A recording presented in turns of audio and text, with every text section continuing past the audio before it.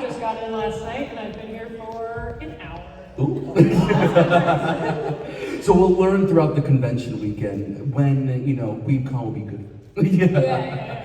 Alrighty, so let's kick it off with a little bit of an icebreaker. I got my pretty little notes right here. And by the time I'm answering these questions, I would like for you guys to form a line so you guys will be able to ask your own questions as well, right where that beautiful, beautiful microphone is, if you'd like to. So, let me pull out your little note tab here. All right, so let's see.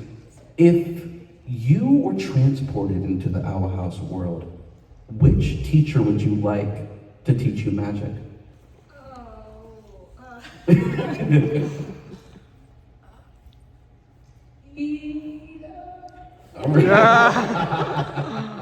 mark. I think I would get killed at some point, but that's fine.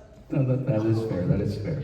Okay, so I like to have the perspective of a creator looking at their show and being able to take in the performances of the voice cast from what you've seen so far when it comes to the Owl House in its entirety. Who has been, or what is a performance that has stuck out to you the most? Wendy Malick's performance of Nita is still so ingrained in my memory because it was my, as first time showrunner, so nervous, directing voice actors, telling them what I want, and Wendy would come in knowing exactly what to do and at the same time encouraging me to be like, well, come on, it's okay, what do you want? But also being terrifying at the same time, so it's hard not to forget a performance like that. That is fair. And also it's Wendy Malick, and she rules. 100%. That mic looks like a little bit, It's a little funky. it's a little funky, it's alright. We probably switch mics on that one. There we go. Yeah. All right. So for our next question, let's see. What class would you be in the Owl House? Yeah. Track. Well, I have a self-insert at the last, in the very last episode that's fortune telling and for Oracle and peacekeeping. Oh my God, it's been 2 years. It's been 2 years. But yes, those two. Mm-hmm. So, you do have this new series that you are the co-creator of, which is Knights of Guinevere. What is something that I've seen the trailer? The trailer looks so good. It's one of those trailers that you're watching, you're just like, oh, okay, it's one thing, and then it switches to a whole nother theme. And it's honestly crazy to me. What is one of the most exciting, or what are you most hopeful for when it comes to this new series of yours? Me and my co-creator Zach Marcus and John Bailey, we just finally have the opportunity to do all the gross, intense, emotionally crazy stuff that we always had to pull back on Owl House. Mm-hmm. And it was developed towards the end of Owl House, actually. I hope Disney's not listening to this, but afterward, during my free time, to keep myself from going insane, I would just slowly pick away at this project. Eventually I pitched it to Zach and Jabo, who helped me develop it even further, and then a year later we were pitching it to Glitch, and we were just so excited to do something it's kind of going to be messy. It's going to be messy, it's going to be a little experimental for us, but I think it's going to be really raw and awesome. What are some of the differences that you can kind of, without obviously any spoilers, any main differences that you would see from working on the Owl House to working on the show? I mean, the differences in the workplace are insane. I had an amazing crew on Owl House. I continue to have an amazing crew over on Knights of Guinevere, but the way Disney treats its artists and its showrunners versus the way Glitch does is night and day. I feel very taken care of. Yeah? Yeah, I'm treated nicely. No, that is good. So if you had the opportunity to voice one of the characters in your shows, and you had the ability to 100%, who would it be? Oh, if I suddenly was good at voice acting? Yes, if you magically woke up one day and you're just like, man, my voice is rocking right now. If there was any character that you would see yourself playing, or any character that just connects to you the most that you could play, who would it be? 2 characters. From Owl House, I would say King, because he has the most explosive range. I think that would be fun. And for it's Guinevere, obviously, a character that hasn't been introduced yet, but soon. That is fair. Yeah. And you know, for just behind the scenes, I'm just curious myself. What is it like pitching a show like Owl House? Like, kind of, can you run me through the process of how those beginnings started?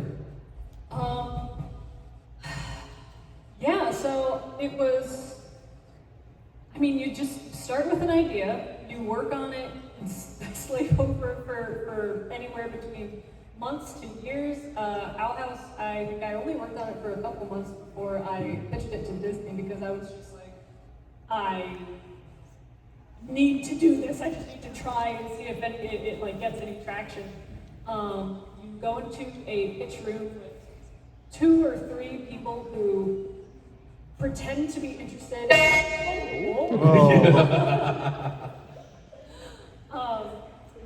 A pitch room with about 2 or 3 people. Jump scare. No, guys, there'll be random jump scares during this event just to make you sure. You know, we want to make sure that you're on your toes for this event, guys. Yeah, you're ready for KOG, yeah. Yeah. So these people, they pretend to be interested in what you're pitching because they have heard like 500 other pitches that day, and they're sick of it. So they are really like not expecting much from you. So when you end up standing out amongst the other pitches, it's very it's a little bit of a good feeling. But it's nerve-wracking, and it's a super long process because once they see your pitch, it takes them 3 months to decide if they want to move forward on it, and then another 3 to 6 months to decide if they're going to greenlight anything. It's a schlock. Oh yes, and so like, you know, my also thing, like, how much creative control did you have? Like, were you in the booth seeing these performances, you know, being made by the voice actors? Like, how involved were you in the process for the creation of the Owl House? As far as being with the voice actors, I was able to be there as much as I wanted to, as much as I could, and especially for the first and second season, I was there almost for every performance. Yeah.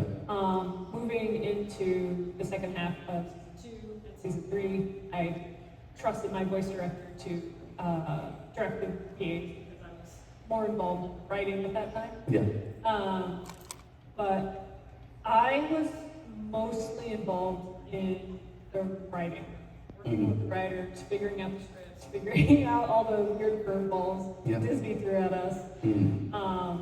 Some solutions were successful, some were not. That's right. But there were certainly, I've talked about this so many times before, just like the limitations they put on us, especially in season 1, kind of drove us. No, that's fair. Yeah. So, like, when you are in the booth and you're seeing these performances, have you ever had a favorite boothie towards where, you know, you've seen an actor do something or just a funny movie? I call it a boothie towards where anytime we're in the booth we just like messed up and make a mistake. You know, it's mostly referred to as a boothie, you know, towards where you're just like, we fumble a word, you know, it's something funny or something that we can take and we're just like, shit, you know? Have you ever had like a favorite boothie of an actor towards where they said something funny or something that just didn't make the final cut? Every performance of Hootie. Every time Alex was in the booth playing Hootie, he would just start riffing in Hootie's voice, and sometimes he'd go on for a full minute longer than the actual, like, 2 lines he had to say. Like, we were able to use a couple of them, but mostly, it was unusable because we were cursing. Well, once again, you guys are free to line up and ask your own questions if you like, or if you'd rather me yap on stage the entire time, that would be beautiful. But please do, guys. I can't just ask all the questions myself. And a very special thing, for the last 15 minutes of this panel, there's going to be a special guest coming on that may be, you know, coming. So you guys might want to stay around for that as well. So we'll start with the first question.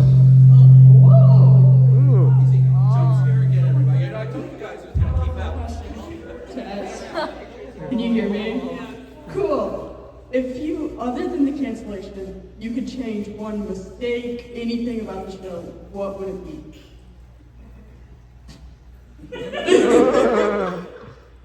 I would rewrite Once Upon a Swamp. Understandable. Thank you. Hello. Hi.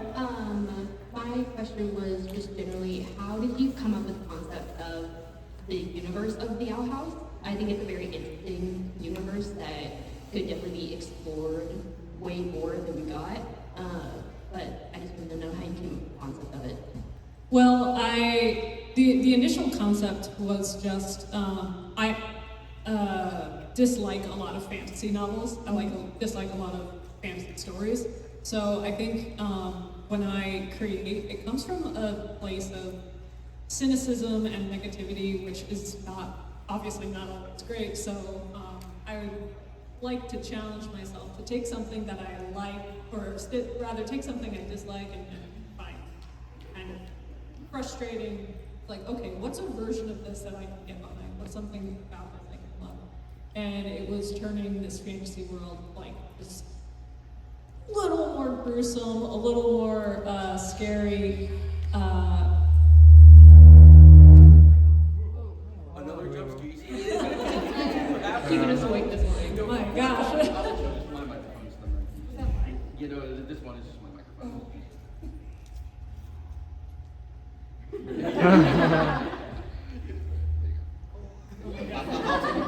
I'll take the jump scaring mic from this one. And for me, yeah, that was putting a horror spin on a fantasy realm and giving everything teeth and claws and making it, I don't know, fun for me. That was all. Just being selfish. Thank you. Hi. I wanted to ask, what characters in the Owl House do you relate to the most and why? If you asked me this about 5 years ago, I would have said Flute, because plenty of her stories, especially like considering her father died at a young age and her feeling like she doesn't fit in school, I really like that very much. Now that I'm 34, I do relate to Ida a whole lot, and I find myself like becoming more and more isolated and more like against the world. And at some point, I think I might start wearing solely red dresses. That's the direction I'm heading right now. Thank you.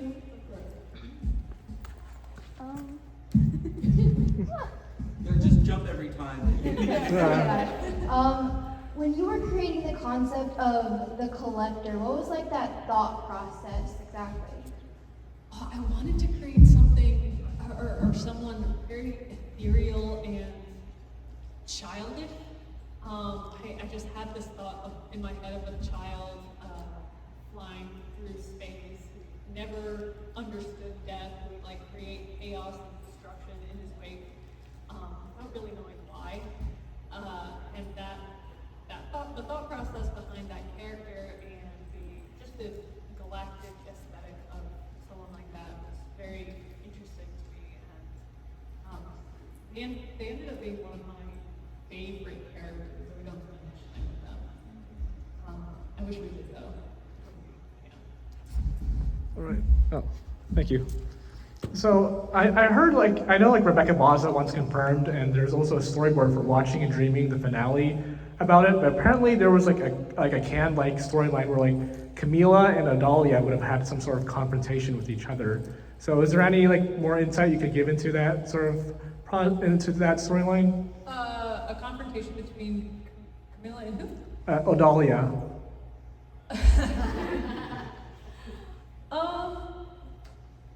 If Camilla ever met Odalia,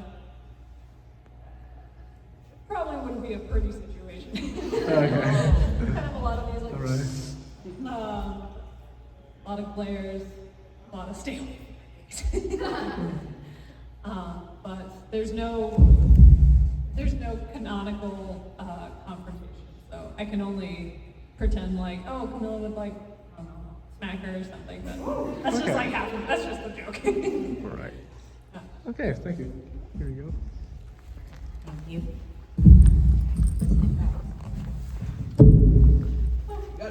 All right. Hello. Of all the scenes you wrote, what was your favorite scene to write in The Owl House?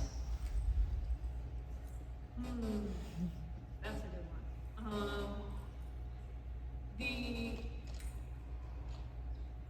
The whole third act for King's Tide, I co-wrote that with Zach Marcus, who's one of the co-creators for KOG. So to give you a little example of what's to come. But yeah, me and him co-wrote that episode. I handled a lot of the third act and the way it ended up being paced out, the way it ended up, like the dialogue came out. It's just like, sometimes you write a script and it's the most painful, like struggling experience. It's just so difficult to perfect and get out, and you have to make 1,000 tiny changes. King's Tide, for whatever reason, was just like, oh, there it is. I'm very proud of it, and I have a hard time looking back on the show because it's kind of like looking at an old sketchbook for me. Like, oh man, I wish I could have done that better, except now it's out for the world. But King's Tide is one of those few episodes like, be like, nah, I think we nailed that one. Thank you. Hi. I have two questions about the indie show. Primarily, you did mention about Disney and Glitch and how they're so different. I wanted to know, what was the moment during whenever you were pitching, or just general Glitch production things, that made you realize, oh wow, this is a lot different from the Disney production that we're doing? It wasn't necessarily during the pitch process. I had decided to, because like we pitched it to them, they decided they wanted to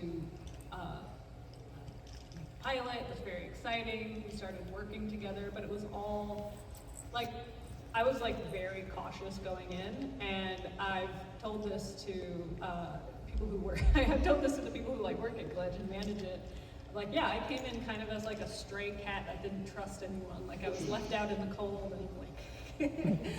But slowly over the course of a year, I've realized like they actually treat their artists with respect.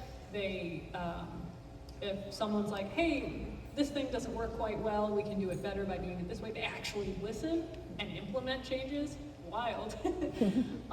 They're a company that like, or I don't want to say company, they're a group of people that seem very determined to learn and grow and make sure everyone's doing right, which is just a far cry from what I'm used to at Disney. Yeah. And then my other question was, Glitch is primarily doing 3D animation stuff, and then your show is 2D. So I was really wondering, how was that process? Since the 3D and 2D animation process are so different, I was wondering if there was any convincing in your end that you had to do, or if they're just really open to the fact, like, yeah, let's do it. I think they were always excited to do a 2D project, and one of the things that I was able to offer is like, oh, I've done this before. I've like run a 2D show before, so your main experience is in 3D, and that's fantastic, but like I can, and they do this, like I can come in and help guide how a 2D production could look. So it ended up benefiting everyone because I got to like kind of create my own pipeline for the show, which works very well so far. There's no like odd restrictions from management. It's I don't know, it's kind of a, I don't know how to talk about it without like getting into the boring nitty gritty stuff, but it's been very, very nice. Hello. Hi. I'm a big fan of you just like as an artist and a character designer, so I was curious if there are like any particular character or designs that you made that you like maybe really wanted to see get like cosplayed or something. If you like did see a cosplay, what was your reaction to that? Once I saw like a 7-foot tall Bellows cosplay. Like they made him like size accurate by wearing platforms underneath, which was awesome. And I'm talking 7 feet before the horns. Oh. So that was awesome. And then of course like under the cloak showing me the giant platform boots. I was just like, heck yeah. But I think I always love seeing king costumes because they're basically giant furry suits. And I feel like that brings me joy. I think that's also why I don't see them a lot because those can be very intense to make. But what I'm very excited if there's any Knights of Guinevere cosplay in the future. There's a few characters that I can't wait. I did see, when I came yesterday, I did see one cosplay of like the main character already. I was really surprised. Yesterday? Yeah, we were in I saw her. line, and she had like blue skin and the big blue buns, and I was like, oh my Yeah. god, already?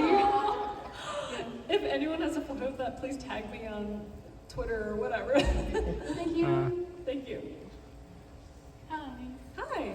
So when I draw, I like to watch true crime and Markiplier. So I wanted to know, what do you watch or listen to when you do your art? I also listen to true crime live podcasts on the left. It's so good. Oh god, it sucked me in during the pandemic. Other than that, this is gonna sound cheesy. I actually like listening to classical music while I draw. It like fires certain neurons in my brain that gets me very focused. I have a hard time watching anything while I draw. Sometimes I go into psycho mode and it's just pure silence, like earplugs in, nothing but like the beat of my own heart and just pure focus. But locked in. It takes a certain insane mood for sure. Awesome. Thank you. Of course. Hello. Hi. I can't believe I'm here. Your cosplay is amazing, by the way. Thank you. What are you most excited for Knights of Guinevere? I'm excited for episode 4. I'm excited for, there's just like lots of stuff we're planning and thinking about for the future. Obviously the pilot is our like focus right now, it's not even finished yet. But the things we're thinking about are all very, very exciting. I'm excited for everyone to see the character designs, the animation is stunning. If I keep going, I would probably say something I'm not supposed to say. But I try. I'm so quiet online. I'm so quiet, like, from posting because all I would be doing is like posting about Knights of Guinevere, and I would slip up at some point. So I'm just saying, I'm overall excited. And in the pilot, like some of the pilot episodes for Owl House, I could see like it was planning to be like more horror. If you would have gotten to do like Owl House with no restrictions, would you lean more, like way more into that horror theme? Absolutely, yeah. I originally pitched it as a PG-13 that leaned more horror. That doesn't mean we would have taken away any of the heart or any of the like sweetness between any of the characters. It just means that the intense scenes would have been more intense, and the tension between the characters would have also been more tense. Overall, the art direction might have been a little grittier, but one thing as we were in development was they kept suggesting we round out the characters to make them more appealing and more appealing, and at some point I was just like, okay, that's enough. Because my personal drawing style has a lot of like straight lines in it. But I would have liked to have leaned more horror. I would have liked to lean more towards our original vision, but I am still very happy with how it came out. Thank you. Thank you. Well, just like what they just said, I can't believe I'm here either. Like, Owl House has meant so much to me. And I have to say, first off, I thought it was going to come in next week, but your art book came in before. It came in, it has like the poster and everything, going to get it framed up like with everything I'm getting here. And second off, I think you're a very talented voice actor for the characters you did play. But that leads me to my question. You've had like legends like Wendy Malick and even Isabella Rossellini in your show. but that makes me ask for Knights of Guinevere, is there any like character that you've designed or have that you're adding into the show that you would say, this, I would love for this person to portray this character, any like famous legend? Well, before you answer that question, I want to welcome to the stage, if we can, the voice of Hunter in the house!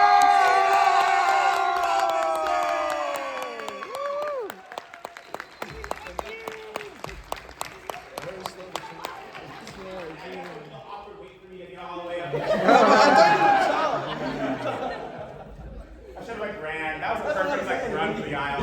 I'm sorry, I botched that. You're good. Dana!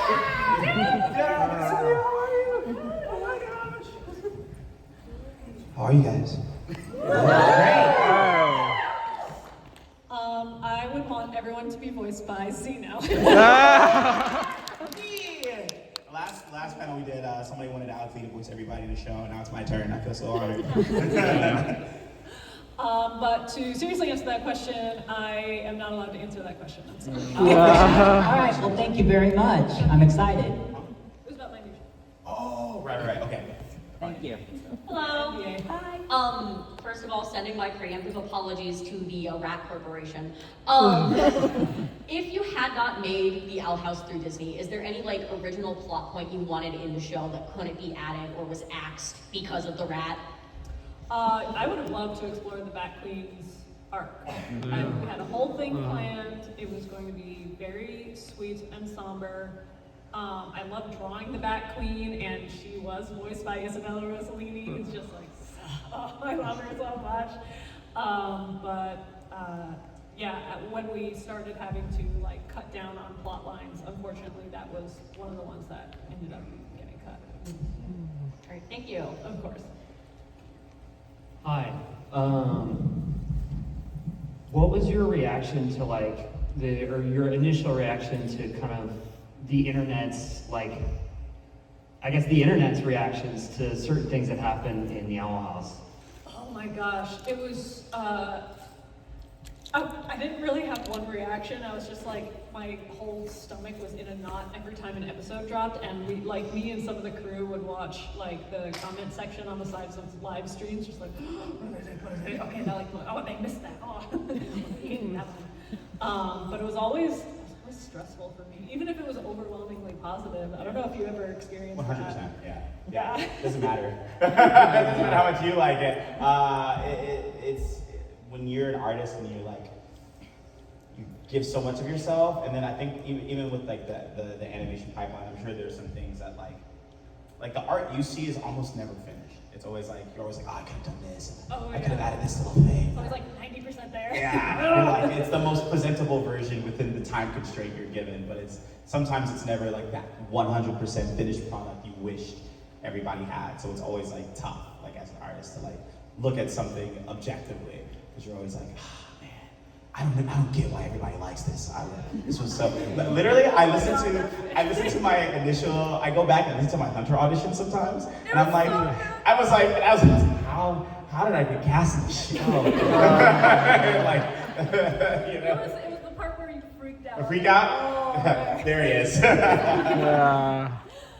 And then I had one more thing, more or less my initial reaction to the Lucid Amity, because when I saw that, I flew back out of my chair and my chair broke. Like the leg broke.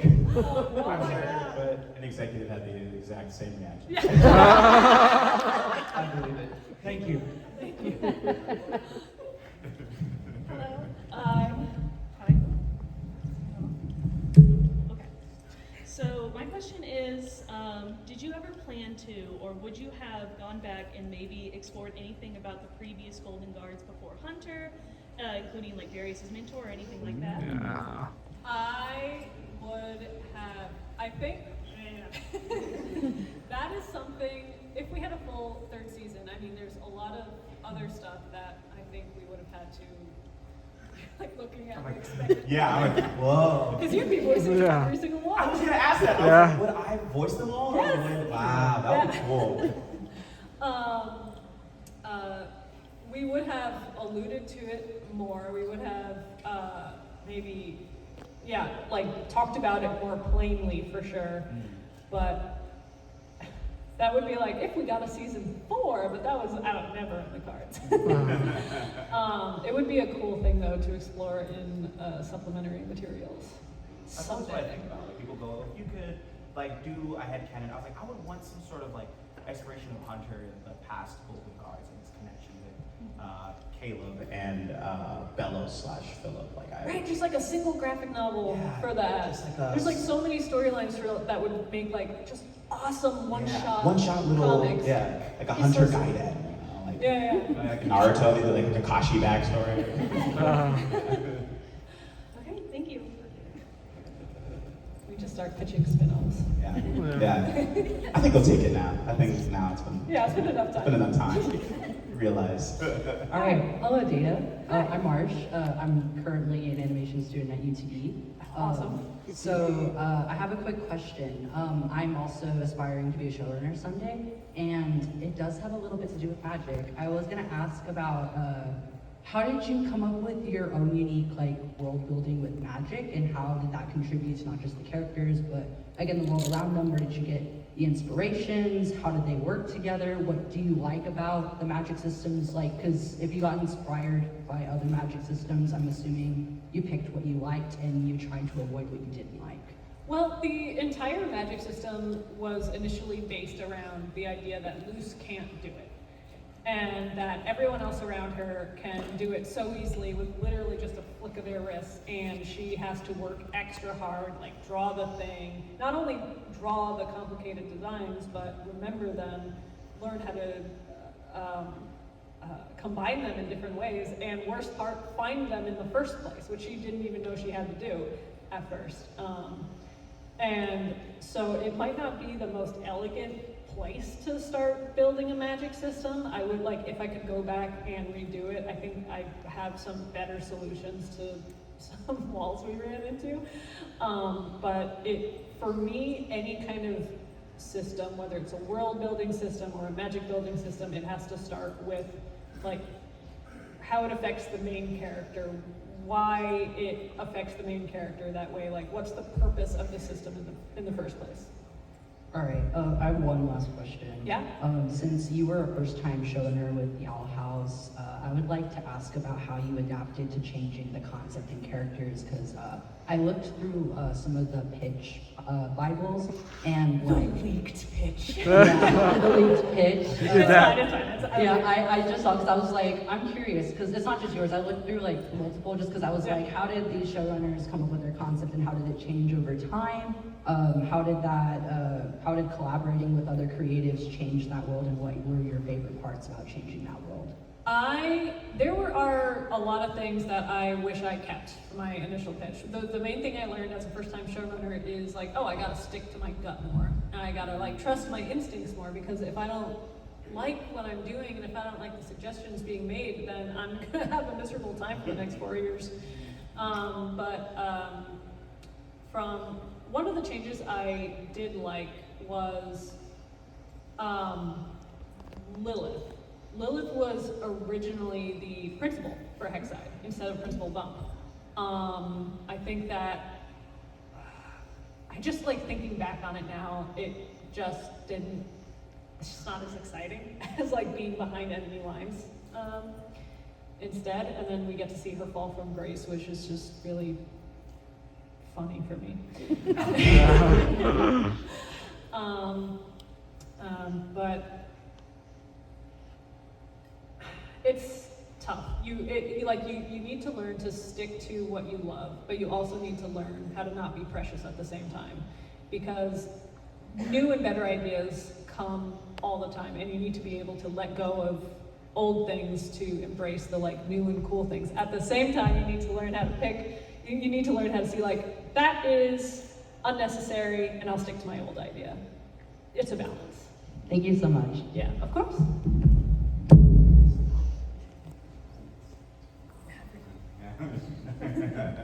Hi again.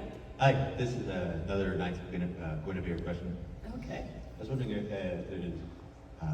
you could tell us how many episodes you're planning the inspiration behind it, or really anything else you know you can say about All I can say is we're in production for the pilot right now. That's it. I'm sorry. It's happened. Hi, hello. Howdy, how are you?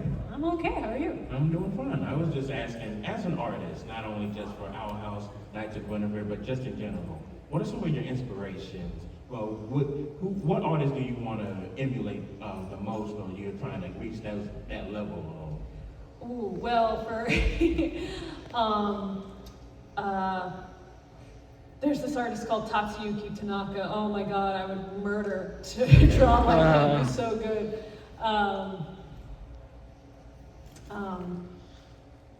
Yeah, Tatsuyuki Tanaka. I was just looking at his art books, cannabis works, before coming here. They're incredible.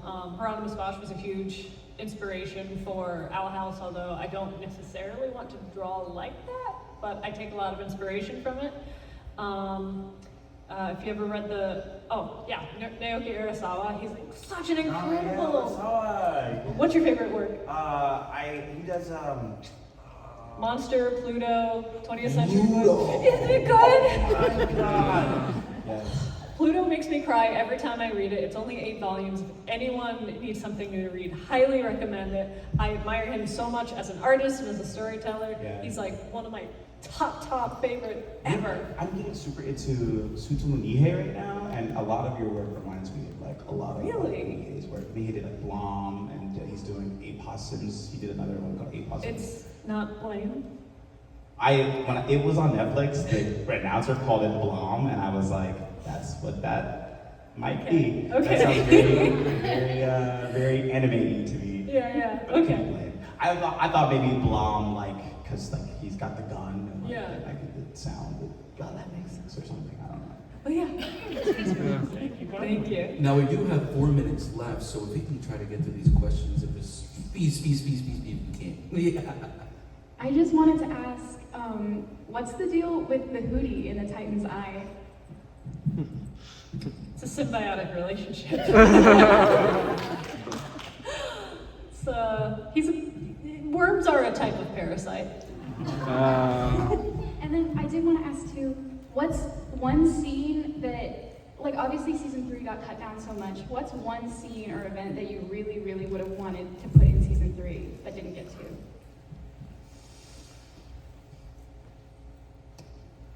Okay, this is an interesting one, and I'm sorry if it takes up all the time, but one of the original ideas I had for season 3 was for Luce and Bellows to, you know how in King's Tide, Bellows tries to manipulate Luce into like, you're human, I'm trying to help you, blah, blah, blah.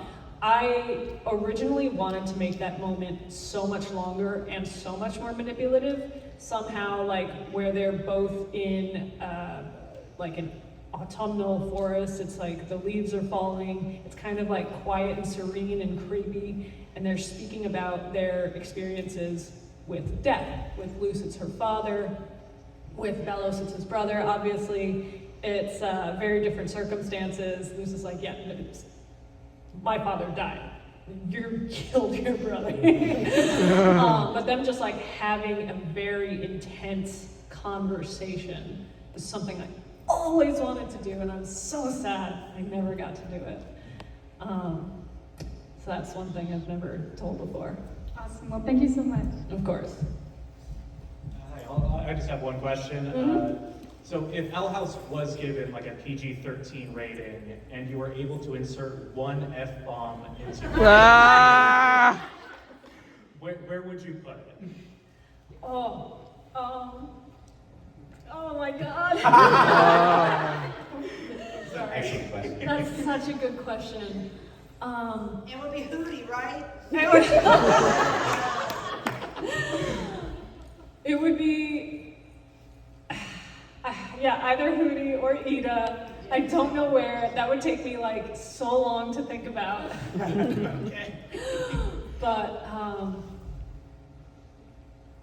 yeah. Who would say it? If Hootie ever met Bellows, he would say it there. All right, one last more. Hello, my name is Alistair. I'm a theater major. I have a question for both of you. That is, how much, when an actor comes in for an audition, how much do they know about the character, and how long have they known that information for prior to the audition? Usually they kind of, I don't know if you prepared the sides for Owl House, but if someone did, they give you like a description of. I did. You did? I did. Okay, so you know, Dana prepared the sides, so it usually requires a description of the character, kind of what they're about. Maybe they'll sort of give you a little bit about their arc. Sometimes productions are either incredibly detailed about the character or detailed enough. I don't know, sometimes as an actor, like sometimes I'll get stuff where it's like, this is his character and he starts off like this, and over the course of the show he turns into this, and like these are all of his traits and inspirations. And sometimes it's just like, this is this character, these are his main personality traits, and this is what he likes. And you usually know what you need to know, I think. Like, you don't know much more than that. Like, I didn't know Hunter's real name. Like, when I auditioned, he was just the We were being very cagey about it. Yeah. Like, I didn't know how much was like we could put out. Yeah. I didn't know what he looked like. Like, his art was just him in the mask. Oh no, that's not true. He did have a face. He did have a face. That's not true.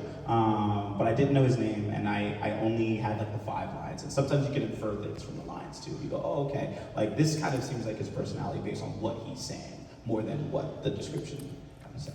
Alrighty, well that is all the time we have left. I want to thank you guys for joining this amazing panel! Please download the Weebcon app to be able to find all the schedules and stuff. Please do so, because the app is really good. Alrighty. Well, one more round of applause for our amazing